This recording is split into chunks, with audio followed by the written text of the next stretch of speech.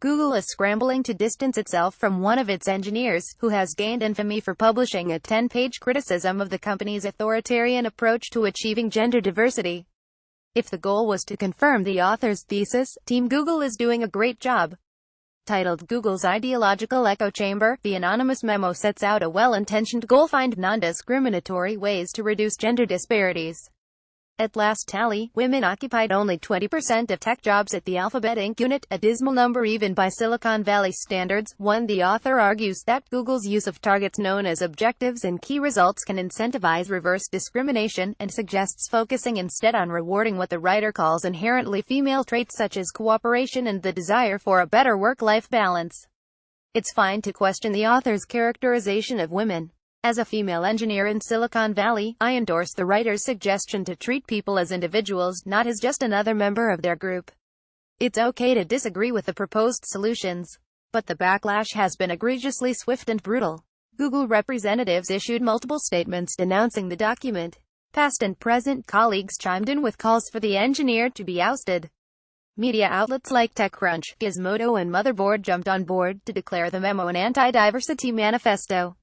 It appears that the ideological echo chamber extends beyond Google's campus. Silicon Valley has a very peculiar definition of diversity that requires proportional representation from every gender and race, all of whom must think exactly alike. Given that Google has failed to reach this ideal despite nearly a decade of efforts, the employee might be right to suggest that it try a different tack.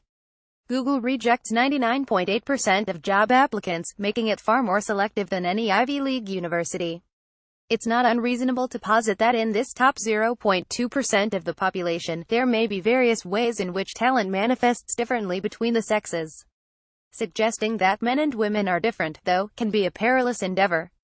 In 2005, Harvard President Larry Summers speculated that the underrepresentation of women in top science and engineering positions might have something to do with the male tendency to exhibit extreme traits to, say, have very high or low IQs.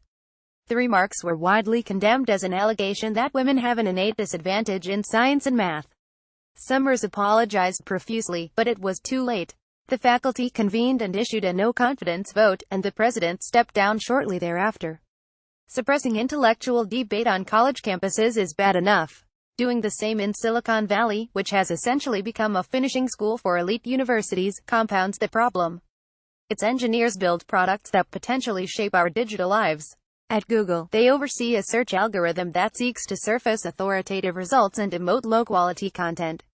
If the company silences dissent within its own ranks, why should we trust it to manage our access to information? In a statement, Google's Chief Diversity and Inclusion Officer, Danielle Brown, refused to link to the employee's memo, saying that it's not a viewpoint that I or this company endorses, promotes or encourages.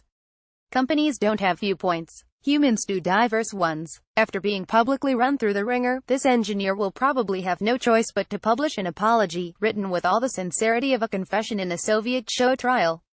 The unnamed author is exactly right. Google could use some diversity of ideas.